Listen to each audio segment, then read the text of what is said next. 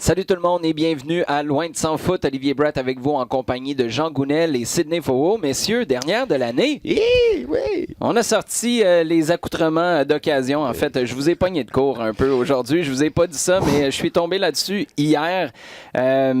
Si vous êtes en ce moment en train d'écouter en balado, allez faire un petit tour sur YouTube. Là, si vous ne l'avez pas fait encore cette année, je pense que ça vaut la peine. À vos risques et périls. Il y a des lumières qui viennent avec le studio d'enregistrement. Je dis ça, je dis rien. Les gars, je suis tellement content qu'on ait l'occasion de faire cette revue d'année, mais qu'on ait aussi des nouvelles fraîches dans le cas de Samuel Piette avant de faire la revue de notre année 2019 parce que très franchement, je m'attendais pas. Je sais pas pour vous, là, mais je m'attendais vraiment pas à avoir des nouvelles, une annonce de nouveaux contrats pour Samuel Piette. Quand, le 21 novembre dernier, on a confirmé les options en vue de 2020, moi, je pensais que c'était terminé, qu'on allait se reparler du cas de Piette au mois de mars, avril, peut-être mai. J'aimerais avoir un petit commentaire de votre part sur cette annonce. Contrat de 3 ans plus 1 année d'option. Là, j'ai fait la mathématique vite. Il n'y a personne avec les contrats actuels qui est au club plus longtemps que Samuel Piette. Non. De mémoire, aucun Québécois a eu un contrat de 3 ans. Même Patrice Bernier n'a jamais eu un contrat de 3 ans avec l'Impact de Montréal. On ne connaît pas encore le salaire, évidemment. Ça, c'est la chose qui fait beaucoup jaser. Mais Sid, ta première réaction à ce contrat-là? Excellente nouvelle à la fois pour Samuel Piette, à la fois pour le club. Je pense que c'était important, c'était nécessaire que Samuel Piette s'inscrive dans le projet sur du long terme et que se sente respecté. Je pense que s'il a signé ce contrat-là, c'est que c'est un contrat qui lui correspond, puisque les négociations étaient quand même entamées depuis l'été, même s'il révèle qu'il y avait une pause qui a été un peu volontaire des deux côtés entre la période été à l'automne. Donc, non, très content pour lui, très content pour le club. Je pense que c'est un bon signe. Intéressant aussi de voir qu'encore une fois, c'est un joueur qui affirme ne pas avoir parlé avec Thierry Henry. Donc, on voit aussi comme des dynamiques avec Olivier Renard, qui est dans une construction d'un club avec des bases qui sont liées au club et moins liées à l'entraîneur. Non, mais écoute, je me peux plus là, d'embarquer là-dessus, Sid, parce que tu as tout à fait raison. Dans le fond, Jean, là où je veux en venir, puis c'est ce que tu es en train de dire, Sid, c'est qu'il y a des joueurs comme ça pour qui la décision n'est pas une décision de coach, c'est une décision de club. De concept. Exactement. Et ça, de voir qu'Olivier Renard, un gars qui arrive de l'extérieur, là, qui connaît pas vraiment Samuel Piette non plus, mais qui comprend assez vite que c'est une des pièces maîtresses de ton organisation. Faut toujours mettre le bémol parce qu'il y en a qui vont sauter là-dessus et dire, là, c'est Samuel Piette, c'est un gars du coin. Je suis pas en train de dire que ça va être ton meilleur joueur de l'équipe. En fait, ce sera jamais le meilleur joueur de ton équipe. Mais c'est un joueur essentiel. Le gars qui me vient en tête, là, c'est Gary Neville. À l'époque, à Manchester United. C'est-tu le meilleur? Ben non. Il était même fini à la fin, mais ça restait ton capitaine. Et c'est un peu le même genre de truc avec Samuel Piette. C'est une décision de club qui ne devait pas revenir à Thierry Henry. Oui. Je dirais même, quand Sid parle de bonne nouvelle pour le club, pour Samuel lui-même, bonne nouvelle pour les gens qui suivent le club, qui vont au match, qui vont s'identifier. Parce que s'il y a un joueur sur lequel on peut quotidiennement s'identifier, c'est lui. Oui. Et c'est bien parce qu'on en discutait il n'y a pas très longtemps et on se disait, bon, Olivier Renard l'a dit assez clairement, ils sont encore pas mal loin l'un de l'autre au niveau de la négociation. Et ça aussi, c'était le 21 novembre. C'est ça, ça fait pas 6 mois. On ne voyait pas vraiment d'issue proche. On disait, il peut y en avoir une, mais ce ne sera pas pour tout de suite. Et là, c'est la preuve que les dossiers sont sur la table et puis ils ne sont pas mis de côté. Ils sont traités comme il faut. Ils sont traités avec, je dirais, avec l'urgence nécessaire. Et traités comme il faut, mais pas tous de la même manière. Non, ça, je trouve ça vraiment intéressant. Rod Fanny, reconduit, 1 an. Anthony Jackson-Hamel, 1 an. Diop, même chose. Samuel Piette, bang, 3. Ça, c'est intéressant là, de voir qu'il y en a pour qui tu t'engages à long terme et il y en a d'autres pour qui tu dis « donnons-nous le temps à tous ». Aux joueurs comme à l'entraîneur ou au club. Anthony Jackson-Hamel, tu sais, c'est deux meilleurs chums. Ça, à moins qu'il y ait eu une chicane dans la dernière année. Là. C'est 2 meilleurs chums, Samuel Piette et Anthony Jackson-Hamel, mais ils n'ont pas le même traitement parce que la réalité n'est pas la même. Non. Et personnellement, moi, ça me rassure beaucoup de voir parce que, Sid, ça n'a pas toujours été comme ça. Là. Il y a souvent on a toujours parlé de l'incohérence des salaires à l'intérieur de ce groupe-là, mais on a souvent aussi renoté que certains étaient reconduits alors que tu ne comprenais pas pourquoi, d'autres étaient sur la sellette avec des années d'options. Là, ça commence à être pas mal plus cohérent. Exactement, je pense qu'on sera capable de faire une GEAT au développement des salaires par la MLSPA, Player Association. J'ai l'impression que c'est beaucoup plus clair. On va pouvoir avoir une hiérarchie au niveau des rôles attendus par les joueurs avec leur salaire et leur durée de contrat, parce que ça faut prendre les deux toujours ensemble. Et c'est super intéressant. Et aussi, j'ajoute une autre incohérence qui me dérangeait, et je pense que c'est parfois toi qui te dérange à titre personnel. C'est le 2 poids 2 mesures pour les joueurs québécois / locaux. Et pour une des premières fois, comme je grossis le trait, mais j'ai l'impression qu'on respecte le joueur local, qu'on ne lui demande pas de faire des sacrifices qu'on ne demanderait pas à un joueur étranger. Et je suis satisfait de ça, parce que j'espère que ce sera un peu le signe d'une nouvelle tendance sur l'investissement. Et c'est pas pour favoriser, bien au contraire, mais une tendance sur l'investissement auprès des joueurs locaux. D'ailleurs, sur notre flux Twitter, Reda Agouram parlait du premier joueur d'épée québécois. C'est une question qu'on a en droit de se poser avec ce type d'annonce. Parce que Piet va gagner, juste pour clarifier ça, il n'y aura pas le titre de joueur désigné. Par contre, il va gagner un salaire que Hernan Bernardello, comme joueur désigné, gagnait il y a quelques années. C'est sûr que la Ligue évolue très rapidement, mais là, de savoir, de mémoire, Samuel Piet, on ne connaît pas son salaire encore, mais il va devenir le joueur québécois le mieux payé de l'histoire de la MLS. Right? Déjà, ça, c'est un standing qui est super important. Mais c'est aussi la reconnaissance de tout ce que le jeu, de ce qu'il va représenter. On parlait d'identification. Faut se dire aussi que Samuel Piet, il va être la voix de l'Impact régulièrement, parce que c'est vers lui qu'on va se tourner plus régulièrement. Tous les médias, de façon générale, on va chercher du Samuel Piet régulièrement. C'est lui qui va parler, c'est lui qui va venir voir les supporters régulièrement, comme il le fait d'ailleurs déjà. Ouais. Mais il va être, comme Patrice l'a été à un moment, il va être la figure de proue de l'équipe, tout simplement parce qu'il va être représentant québécois d'un club québécois, et c'est lui qui va en être la voix au même titre, d'une certaine façon, que Thierry Henry ou Olivier Renard, simplement avec la perspective du joueur. Oui, exactement. Mais ça, c'est quand même extraordinaire, comme phrase. Ça résume 2019. Samuel Piet, au même titre que Olivier Renard et Thierry Henry, sera le visage et le porte-parole de cette équipe-là. Jean, tu viens de nous rapper ça. Merci beaucoup tout le monde d'avoir été là. Ça a été très agréable de passer cette émission-là avec vous. Non, embrayons rapidement. Okay. Segment à domicile. On va y aller en mode coup de cœur, coup de gueule pour la dernière année, parce que c'est comme ça qu'on veut faire la revue. Sinon, on va y passer des heures. Je vous ai demandé de faire un peu de travail de synthèse, les gars, parce qu'il s'en est passé des affaires au cours de cette année 2019. On va commencer, Sid, avec ton coup de cœur à domicile, plus près de chez nous. Oui, alors mon coup de cœur à domicile, lorsqu'on a commencé à faire l'exercice de qu'est-ce qui m'a plu cette année à l'Impact de Montréal, en fait, pas grand-chose, si ce n'est vraiment rien.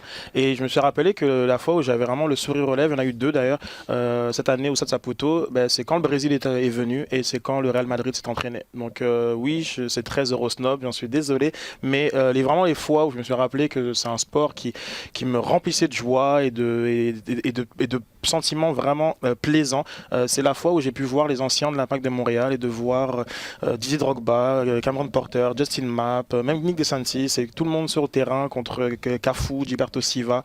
Il y avait 7000 personnes au Stade Saputo. C'était très festif, c'était très beau, et j'ai vraiment, au milieu de je pense début août, c'était vraiment mon coup de cœur de l'année, ce match contre le Brésil, et un petit peu avant, c'est l'entraînement de Zidane et toutes les superstars du Real Madrid, qui nous rappellent aussi la place un peu spéciale que Montréal peut avoir dans la planète soccer.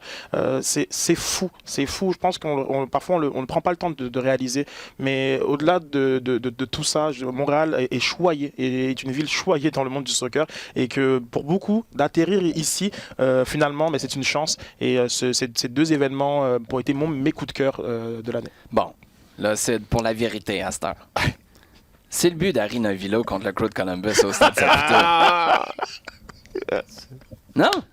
Non, mais on allait en mode coup de cœur et un peu coup de gueule. Ce match-là, on va s'en rappeler. C'était contre le Crew de Columbus, right? On s'en rappelle plus pourquoi? Pour la couleur du terrain ou pour le seul tir extraordinaire que Arina Vilo a mis au fond des filets dans sa carrière avec l'Impact? Les seules minutes de qualité qu'il nous a données. Non, mais je pense que... Souviens-toi, c'était pas en fin de match, ce but-là? Ouais. Oui, On pensait qu'il devait plus être sur le terrain. Tu dis des minutes de qualité, là. Il nous avait fait mentir. Je me rappelle plus trop, là. C'est un peu... mais des moments cocasses, ça, il en a pas manqué cette année.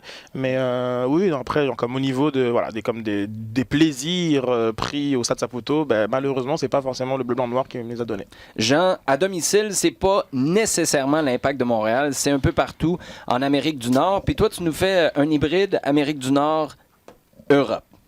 Ouais. Moi, ce qui m'a marqué, entre autres, c'est cette vidéo qu'on a pu voir au mois d'octobre, parce que c'est magique. C'est Jesse Marsch. Ouais. Et la façon dont il remonte son monde à la mi-temps d'un match de Ligue des Champions à Anfield. Ouais, et l'endroit, c'est vraiment important parce que c'est facile de s'écrouler. Là. Son équipe allait pas bien en première mi-temps. Ça allait pas bien. Il passe ce coup de gueule et puis c'est passé en vidéo partout. C'est assez imagé. T'as beau parler français uniquement, tout d'un coup, tu comprends très bien l'anglais et l'allemand mêlés ensemble. Parce que Jesse, il a maîtrisé cet art-là parfaitement. Alors là, et c'est devenu, donc, c'est devenu viral. On a parlé de cet Américain qui entraînait Salzbourg, qui est en train de faire quelque chose d'assez remarquable à Salzbourg. C'est vrai, dans la bulle Red Bull, mais parce qu'il vient de les passer par New York et tout. Mais ce qu'on voit, c'est que tout le monde en parle et qu'on est en train de se dire, il y a un Américain qui réussit en Europe, qui est en train de faire un truc vraiment bien avec un club correct, pas plus. Voilà. Et ça commence à donner des idées. On est en train d'aller voir comment il fonctionne. On est en train de voir sa méthode.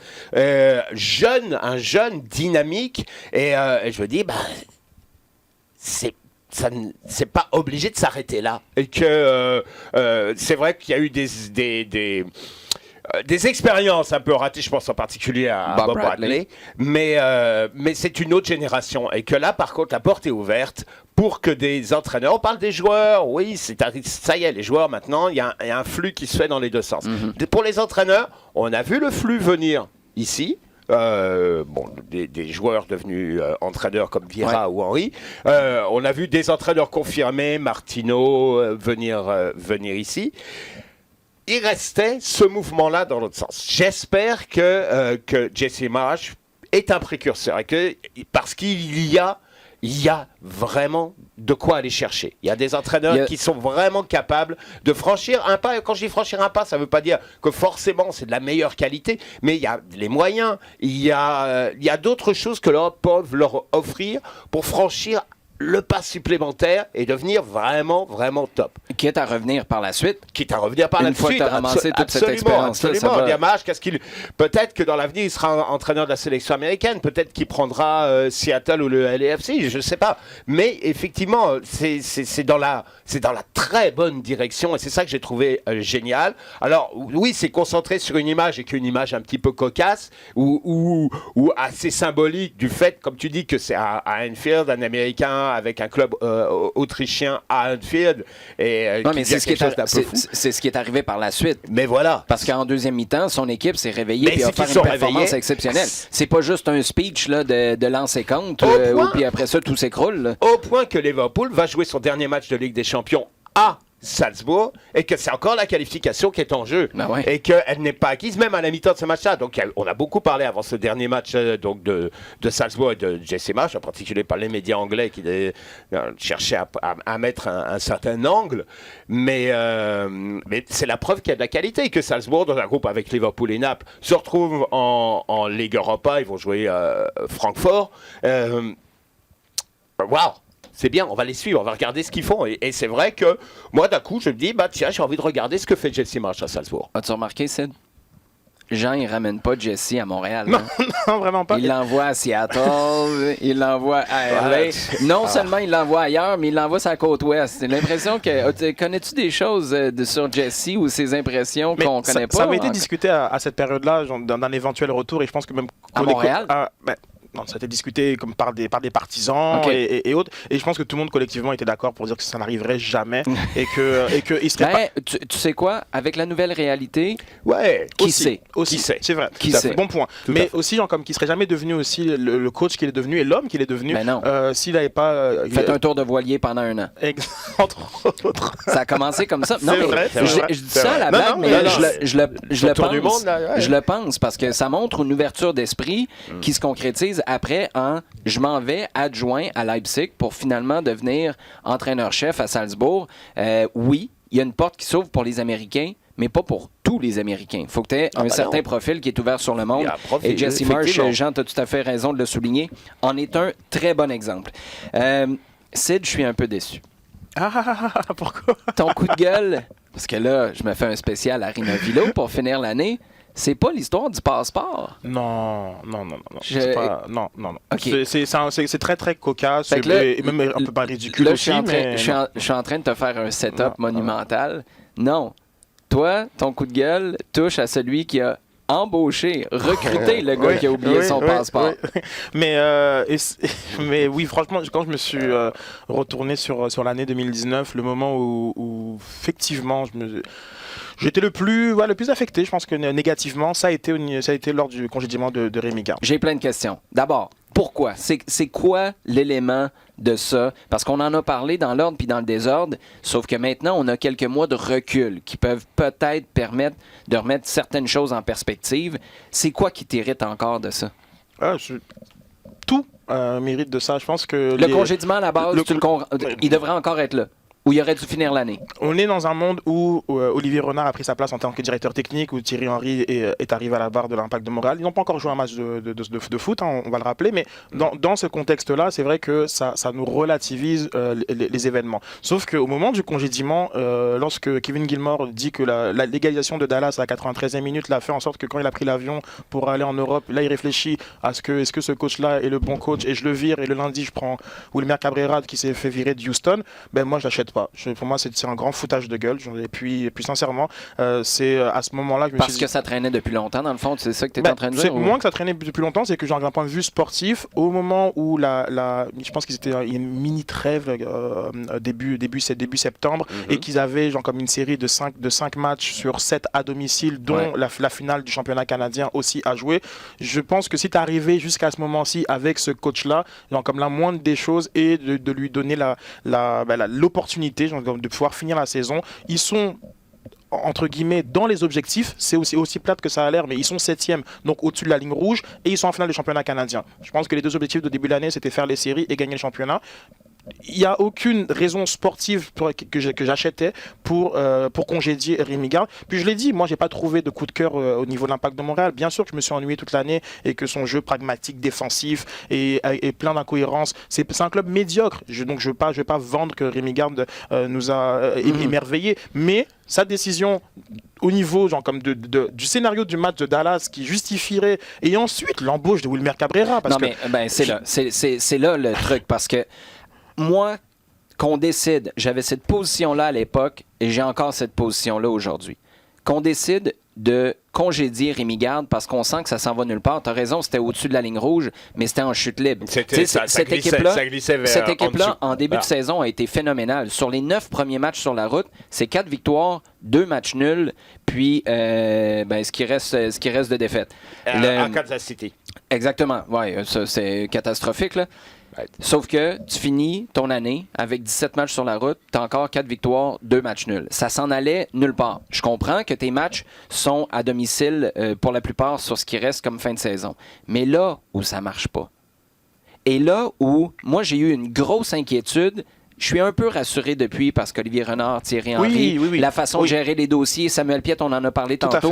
Je suis rassuré depuis. Par contre, à ce moment-là, je me suis dit, c'est exactement l'Impact de Montréal 2014, 2015, 2016. Exactement. Parce que vous allez embaucher un gars que vous avez pris sur le bord de la route au Texas, puis vous avez dit, toi, t'as rien à faire en fin de semaine, viens-t'en, on s'en va jouer à Toronto. Et ça a été ça, moi, qui m'a froissé. C'est pas le départ de Rémi Garde tant que ça. C'est l'arrivée d'un gars qui connaissait pas Rod Fanny. C'est l'arrivée d'un gars qui avait aucune idée où il débarquait parce que les journalistes, ça l'a surpris. Dans le fond, tu as pris le premier sur le bord, comme tu avais fait à l'époque avec Adam Braz pour devenir ton directeur technique. Ça marchait pas et c'était la vieille façon de faire.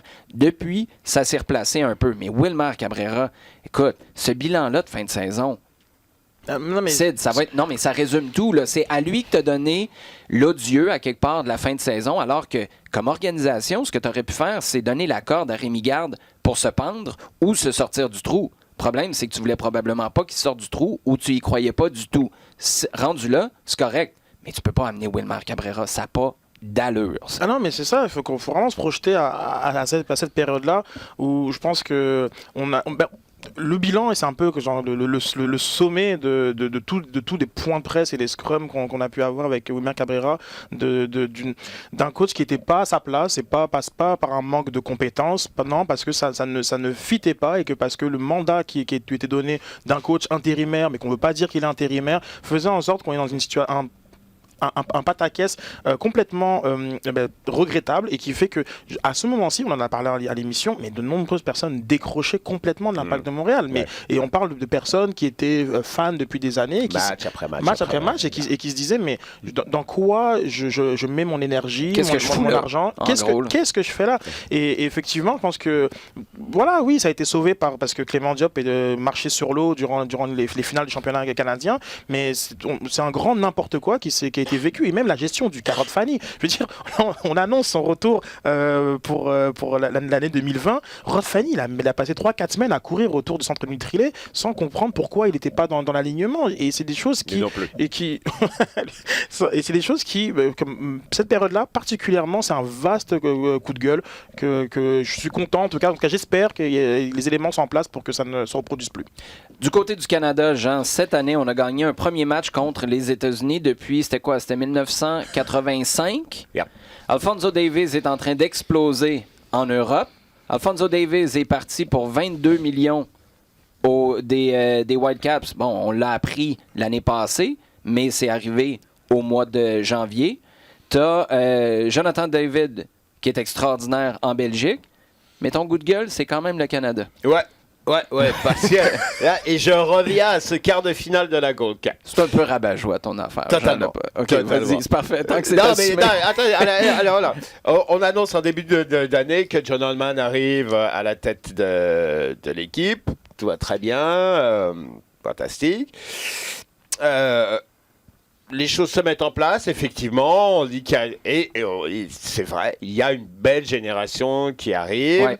Et pour la première fois, on a l'impression que ce Canada arrive à la Gold Cup, non seulement avec des moyens, mais avec en plus un projet. Et que les deux se tiennent solidement. Ouais. Et le premier tour nous indique que c'est ça. Bon, à part le match contre le Mexique, mais ça, c'est assez logique. Et, pardon. Et ce Canada arrive contre Haïti en quart, adversaire un peu plus solide que Cuba du premier tour, ouais. Et le Canada mène 2-0 à la mi-temps. Dans un match tranquille. Et un match qui contrôle vraiment bien. Jusqu'à ce que tu essayes de jouer en retrait à Boyan. Alors, non mais c'est ça. Et c'est là que parce que... Ouais, il y a ensuite une comédie en deuxième mi-temps, des erreurs partout. Alors c'est vrai que c'est un peu dur d'isoler tel ou tel incident parce que c'est l'ensemble de l'équipe qui est passé complètement au travers. Mais il y a une sorte d'impression. Je sais pas si tu te souviens, on le regardait, on l'a vécu ensemble. Un sentiment d'impuissance, cette impression de... Non, ça dérape. Il y a Et c'est en train de partir complètement et on le sent très très vite. Et il n'y a pas la neige arrive en ce moment, tu es sur l'autoroute, puis tu sens le derrière de la voiture, hop, un peu à droite, hop, un peu à gauche. Puis tu as beau essayer de freiner, ça fait juste partir encore plus. C'est exactement ça qui est arrivé avec une défense qui, on le savait avant le tournoi, était largement en deçà de ce que tu peux avoir en attaque, voire même au milieu de terrain.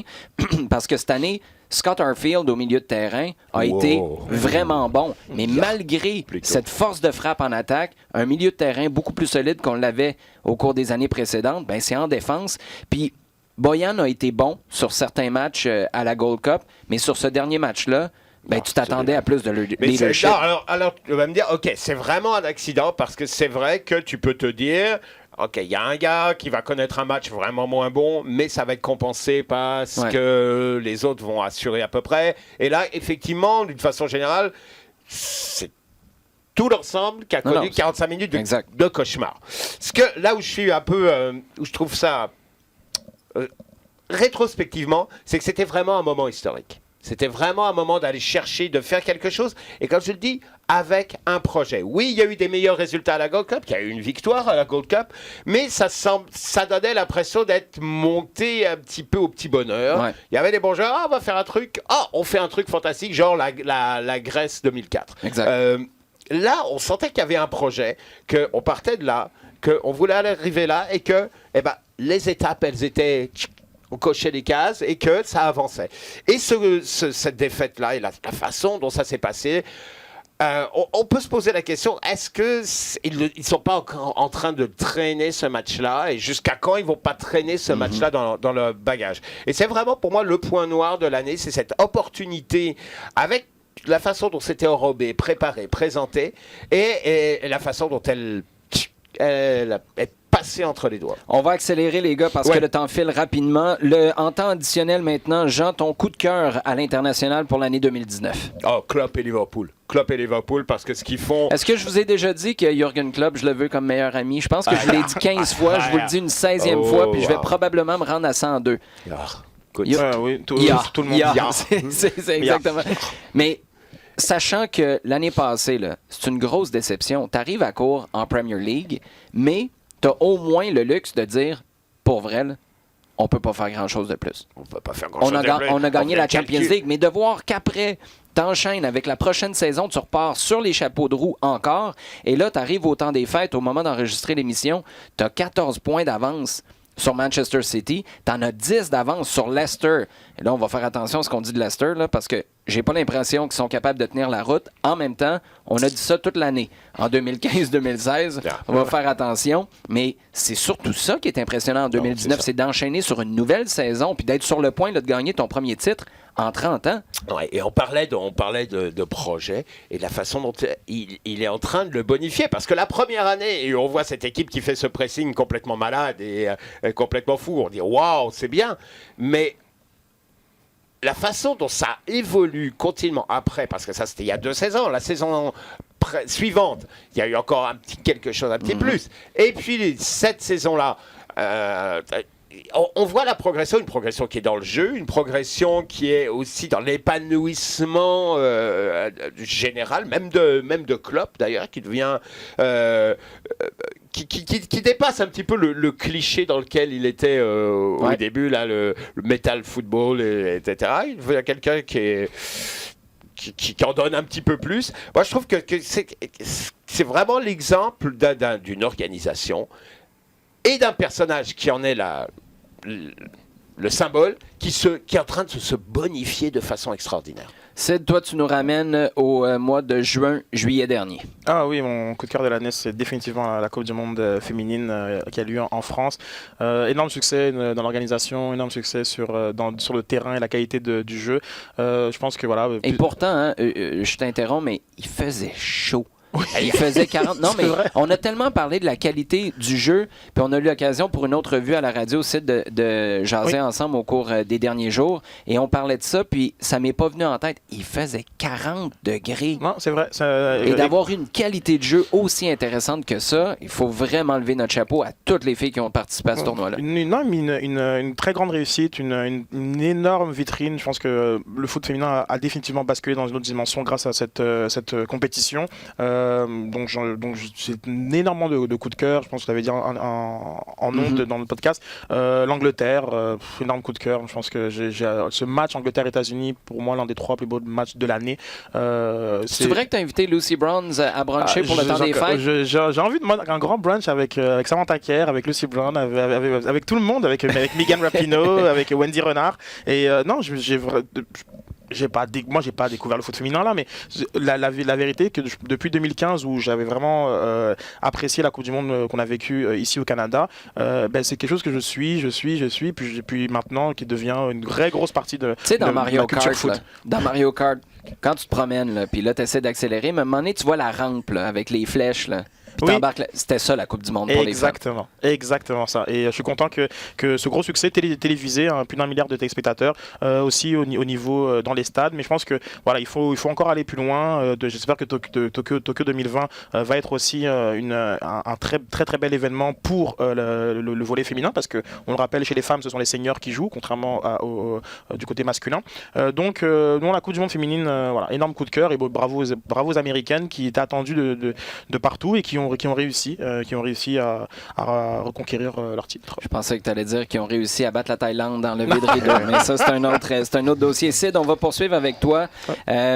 Malheureusement, 2019, surtout sur la fin d'année, il y a encore eu un paquet d'incidents de racisme. Dans le monde du foot, là, on ne va pas parler de la société de manière générale parce qu'on n'aurait pas assez de la journée, mais l'Italie est particulièrement en tête sur cette fin d'année-là. Lukaku, après ça, les niaiseries du Black Friday où on prend 2 joueurs noirs pour annoncer des matchs qui s'en viennent. Là, on fait une campagne pour enrayer le racisme, puis on a des images de singes qui sont là. C'est un univers parallèle. Wow. Exactement, je pense que oui, dans la Serie A et l'Italie, parce qu'il faut arrêter un peu de sortir le foot des sociétés dans lesquelles il évolue. Enfin, l'Italie, se ridiculise vraiment à la face de l'Europe avec vraiment un retour. Enfin, c'est pas quelque chose qui a jamais quitté le foot, hein, le racisme exprimé en tribune, mais je pense que là où l'Italie est en train de glisser, c'est qu'on le voit dans d'autres aspects, au niveau des dirigeants, comme d'un manque d'empathie, au niveau des médias, avec des incompréhensions totales. Mais quand tu es en train d'essayer de rattraper le coup, là, et que ta campagne, puis c'est des singes qui sont là, je veux dire, qui est en charge de ça, là? C'est une excellente question et je pense que non, mais cette année, voilà, donc Lukaku qui a été en fait finalement un très très gros transfert. En fait, je réalisais pas autant, mais quand il quitte Manchester un petit peu par la petite porte à la fin du mercato, on a parlé de Neymar, c'est probablement Neymar qui a fait de l'ombre au cas Lukaku, parce que tu as raison. Et qui a pris énormément de place en Serie A, qui a dominer la Serie A et qui tout d'un coup finalement fait ressortir des relents de comportements qu'on pensait un peu oubliés. Ce qui s'est passé à Cagliari, vraiment du grand n'importe quoi. Et on rappelle que c'est les fans de l'Inter qui avaient dit non, Romelu, inquiète-toi pas, s'ils sont en train de faire ça, c'est parce qu'ils t'admirent puis ils veulent pas que tu marques des buts. C'est pour ça qu'ils sont en train de faire des problèmes. Nous, on fera la même chose de l'autre côté. Donc un univers surréaliste et puis donc voilà, donc pas juste en Italie. Je pense que quand Malcolm est arrivé au Zénith, qui dit mais c'est un club blanc, les Anglais contre la Bulgarie avec tous les saluts nazis et autres, on a parlé beaucoup de avec le coach bulgare qui a mis une autre couche après, qui finit par perdre sa job, finit par démissionner. Il y a Risto Stoïkov qui pleure en plateau tellement il a honte pour son pays. Voilà, en France c'était un peu cette espèce d'ironie avec l'homophobie et les instances de la Ligue football professionnel. Donc on voit le football dans son pire visage en fin d'année, en fin d'année 2019, et ça c'est mon gros coup de gueule. Donc au travers du racisme et de toutes les, et j'embiette un peu sur le coup de gueule de Jean, au travers de toutes les problème de la société actuelle. Parce que tu as fait allusion à quelques reprises au cours des derniers instants aux instances, aux organisations. Et toi, ton coup de gueule, c'est encore plus large, Jean, parce que c'est justement sur ceux qui ont probablement le plus grand pouvoir de faire changer la situation en termes de racisme, la situation en termes d'équité ou de place qu'on donne aux femmes, parce que la Coupe du Monde, c'est bien, mais après, on a vu des terrains pourris. C'était quoi? C'était au Barça? Au Barça, oui. Tu nous en parlais il y a quelques semaines. Cette semaine à Liverpool, ça fait même beaucoup de bruit, un match de championnat, de première division, de Women's Super League, qui est un des championnats féminins, peut-être le championnat féminin le plus riche, parce que ça va avec le foot. Par procuration. Et effectivement, Liverpool, c'est Liverpool-Manchester ou Liverpool-Arsenal, je ne sais plus. Sur un terrain totalement injouable. C'est arrivé en Espagne aussi. Moi, ce sont les instances, les décideurs. La série The Crown. La série The Crown, Elisabeth II, la famille royale. Et ce qui est... c'est ce qui est marquant, c'est leur incapacité. Attends, parce que là, c'est extraordinaire. Là, tu finis l'année avec jamais, puis on en passe des minutes à jaser ici dans les bureaux de RDS. Jamais tu m'as parlé de la série The Crown, puis là, tu me sors ça en ce moment. Je veux juste te dire que j'apprécie, comme j'ai rarement apprécié des moments cette année au podcast Loin de s'en foutre. Continue. 2020, ce sera Peaky Blinders. Oh, j'aime ça. Vas-y. C'est l'incapacité et le fait que tu parles de monde parallèle, là, comment cette famille royale est totalement déconnectée de la réalité du quotidien, du jour le jour. Qu'est-ce qui se passe là? Et moi, ce que je vois, c'est quand je vois la FIFA, l'UEFA, toutes ces instances-là, la Ligue professionnelle en France, qui est un exemple, ou italienne, qui ne prend pas la mesure ou la température de ce qui se passe partout dans les divers événements de société et qui sont incapables de réagir, incapables de se dire « Waouh, il faut qu'on bouge de cette façon-là ». Là, ça me rend fou quand tu vois les sanctions et le genre d'amende pour chaque incident raciste. Et on en a des cas mois, semaine après semaine après semaine. C'est surtout ça. C'est pas comme si tu n'avais pas d'exemples sur lesquels t'appuyer puis bâtir tes sanctions. OK, oh, wow, on a découvert le football féminin. Bravo. Est-ce que c'est pas le moment d'aller un petit peu plus vite? Regarde, à la Coupe du Monde, il y a plein de choses très très bien. C'est vrai. Coupe du Monde. Est-ce que tu as vu une femme dans la boîte du VAR? Non. C'est pas M. McKelly qui fait toutes les compétitions de toute la planète à tout moment pour le VAR. Il me semble qu'il y a juste lui et le Néerlandais. Là. Il est dans The Crown? Ouais, c'est ça, c'est lui qui est... Mais bon, oui, avoir des équipes d'arbitrage mixte, ça devrait même pas être quelque chose d'imposé, ça devrait faire tellement naturellement. Ça devrait être quelque chose que maintenant, on devrait être capable de faire. Il y a plein de sujets sur lesquels le VAR, où il y a encore des discussions. Quand j'entends le président de l'UEFA dire non, il y a des trucs qui vont pas dans le VAR, c'est pas bien le hors-jeu, c'est ça là. Mais OK, est-ce que tu comprends la finalité de la chose? Non. À première vue, non, parce que sinon, tu ne tiendrais pas ce discours-là. Oui, mais en même temps, lui, avec son poste, c'est juste le président de l'UEFA, c'est compréhensible que... Qu'ils comprennent rien? Effectivement. On va enchaîner avec les sujets chauds, les gars, si vous le voulez, parce que je vais être certain de répondre à ces 3 questions fort intéressantes qui nous ont été posées par Momo, Fred et Joël. On va commencer par celle de Momo qui demande une élimination de Man City ou du Real. Pourrait-elle, on parle de la Ligue des Champions évidemment, pourrait-elle causer la perte de leur entraîneur? Ouais, hein? Au niveau du Real, je pense pas, puisqu'ils sont premiers ex-aequo en Liga. Et je pense que c'est après 3 de suite de Zidane, le Real aimerait bien retrouver sa place sur le toit de la Liga. Donc il est finalement moins menacé que Pep Guardiola avec Manchester City. Mais en même temps, ce serait tellement une décision assez... Tu vas chercher qui? Exactement. Voilà. Non, mais José Mourinho n'est pas disponible. Jürgen Klopp. Jürgen Klopp? Non. Mais d'ailleurs, petite parenthèse, Klopp est sûrement l'entraîneur le plus susceptible de rester très longtemps à la tête d'un très gros club. Et quand on a eu cette discussion à plusieurs reprises... Ça nous a pris 7 jours à se contredire. Non, mais je l'ai dit plusieurs fois que ce serait impossible, mais au final, avec sa reconduction de contrat de 4 ans, j'ai l'impression qu'il est un peu même plus gros que son effectif, et ce qui est très salutaire dans ce cas-là. Donc Klopp. Bref, non, mais au niveau de Guardiola, je veux dire, si tu arrives à penser qu'il ne va pas remplir les objectifs, qui sur le marché peut mieux faire que Guardiola avec City? Ça voudrait dire de quasiment renouveler au complet ton effectif, parce que c'est quand même un effectif très Guardiola pour jouer un style de jeu qui lui correspond. Et finalement, j'ai l'impression que les deux clubs, en tant que, s'ils sont éliminés, ça resterait la décision des coachs de partir, et que au niveau des dirigeants, il n'y aurait pas de licenciement qui se ferait. Ouais, effectivement, tu mets le doigt dessus complètement. Bon, dans le cas du Real, c'est un petit peu différent, effectivement, et que je crois que même une élimination, tant que la Liga est jouable, je pense que c'est même pratiquement la priorité, qui est de reprendre le premier rang en Espagne. Parce qu'il n'y a personne qui a pris le large en Espagne. Là. Ça vivote. Là. Mais, dans le cas de Guardiola, ce serait un énorme échec cette année de ne pas aller au bout en Ligue des Champions. Mais quoi après? Là, il y a le vide. parce que effectivement, ensuite, qu'est-ce qui se passe?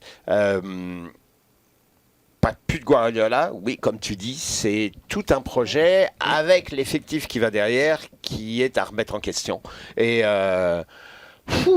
ça donne pas mal de vertige. Il y a Fred maintenant qui pose une question pour Jean, très spécifiquement, fait que Sid, tu peux t'en aller si ça te tente.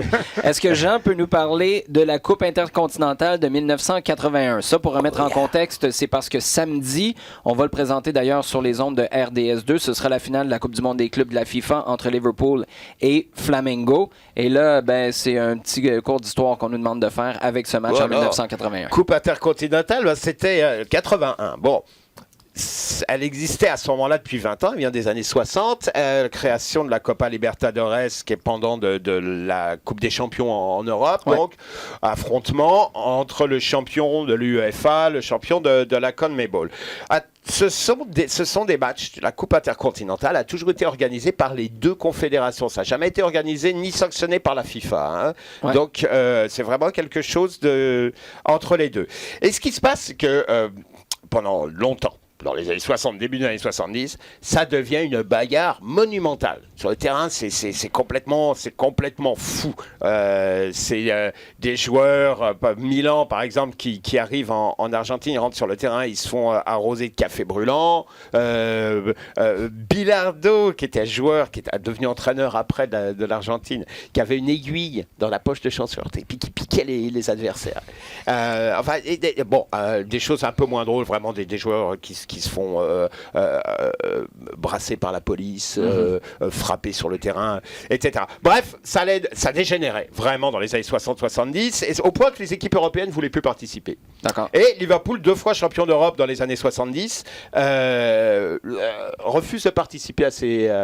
Alors, à partir de 80, on arrête le système match aller-retour parce qu'ils veulent plus aller absolument plus aller en Amérique du Sud. Et quand les matchs ont lieu en Europe, il n'y a pas beaucoup d'intérêt. On décide de faire un match unique au Japon. Et arrive donc Flamengo, qui est champion d'Amérique du Sud, qui remporte son premier titre sud-américain, qui est une vraiment belle équipe, contre Liverpool qui gagne en 81. Flamengo, il y a un joueur qui est extraordinaire, c'est Zico, qu'on appelle le Pelé blanc, mais qui est le joueur qui bonifie complètement le jeu de cette équipe et qui bonifie le jeu du Brésil. On va le voir après à la Coupe du Monde 82, c'est un Brésil qui est magique. Et c'est une belle équipe. Marinho, Carlos Moser en défense. Les côtés, t'as Falcao et Junior qui sont là aussi en équipe du Brésil, ils sont incroyables. Flamengo, une vraiment très très belle équipe, mais c'est Zico avant tout. Mm-hmm. Liverpool, solide avec Kenny Dalglish, avec Graham Souness. Mais Liverpool, on a l'impression que cette finale-là, ils la prennent un petit peu... de haut. En vacances. On va faire un match, on va passer une semaine au Japon, mais à l'occasion, on va faire un match. Dalglish, dans sa biographie, il parle des parties de golf qu'ils font au Japon à ce moment-là, à la limite plus que du match lui-même. J'ai eu l'occasion plusieurs années après, de parler avec Bruce Koblar, qui était le gardien de l'équipe. Il dit, regarde, on l'a jamais pris au sérieux ce match. On y est allé, c'était des vacances. On voyageait pas beaucoup. Les joueurs à l'époque voyageaient pas beaucoup. Ils faisaient pas de grandes tournées. Les déplacements qu'ils faisaient, c'était des déplacements de match. On arrive la veille, on part le lendemain, et puis on n'hésite rien, on fait rien du tout et tout. Il dit là, c'était l'occasion de rester une semaine, de faire des trucs. Et d'aller se faire taper par Flamengo. et sur le terrain, je ne sais pas jusqu'à quel point ça a vraiment joué, parce que c'est peut-être une excuse aussi, hein, parce que Flamengo a été super bon. Zico gagne 3-0 à la mi-temps. Zico, 2 passes décisives pour Nunes. Il a tout fait dans ce match-là. Récupère un ballon, hop, coup d'œil, il voit la défense de Liverpool avancer, puis hop, ballon derrière. Ça a été vraiment... et ça a eu un effet dans la mesure où on connaissait son nom avant en dehors de l'Amérique du Sud, mais là, on s'est dit, oh, waouh, c'est vraiment un top dans la lignée de Pelé. Tiens, Fred, voilà ton cours pour la Coupe intercontinentale de 1981. À voir maintenant ce que ça va donner samedi avec cette première finale de Coupe du monde des clubs entre Liverpool et Flamengo.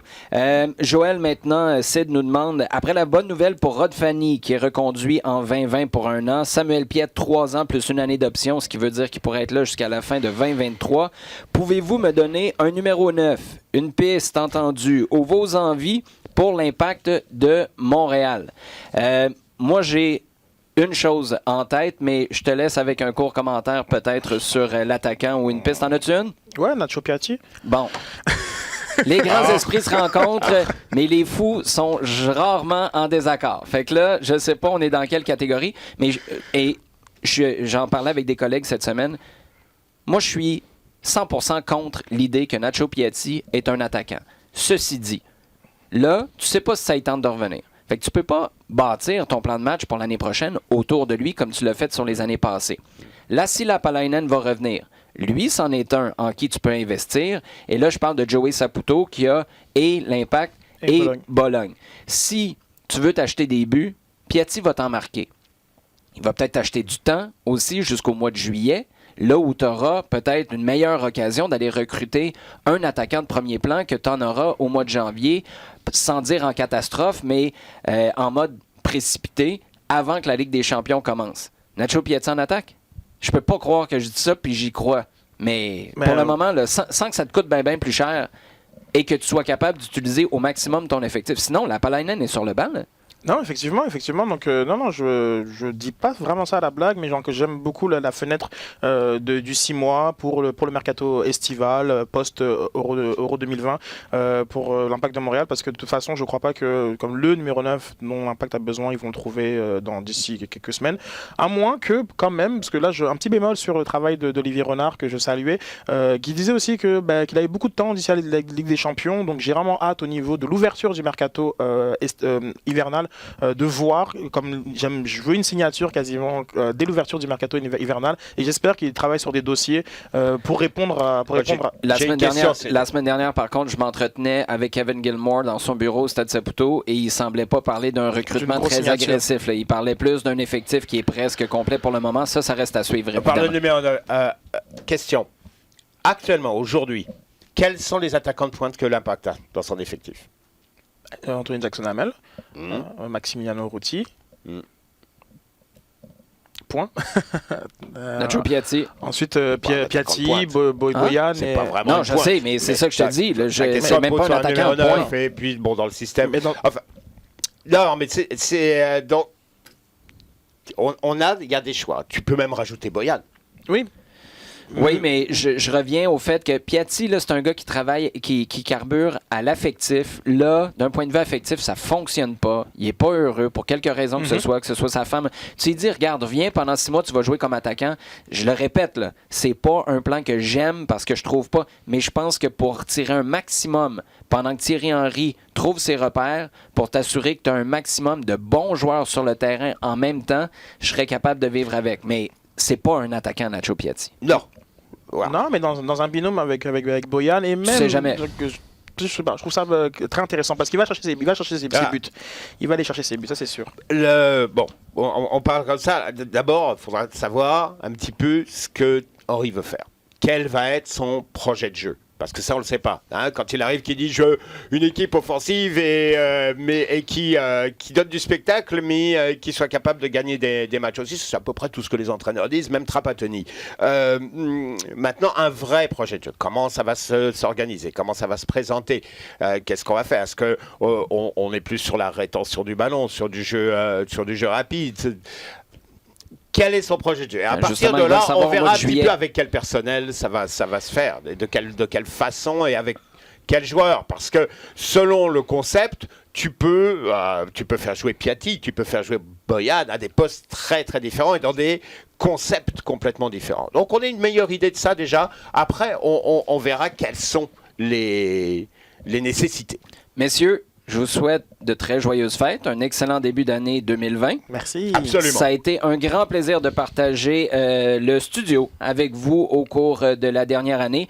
Bien hâte de vous retrouver pour un nouvel épisode début janvier. On prend une petite trêve. Merci à vous d'avoir été à l'écoute tout au long de l'année 2019. On vous retrouve aussi au début de l'année prochaine. Passez de joyeuses fêtes. Écoutez et partagez le contenu sur le rds.ca/balado-diffusion ainsi que sur les applications RDS et iHeartRadio.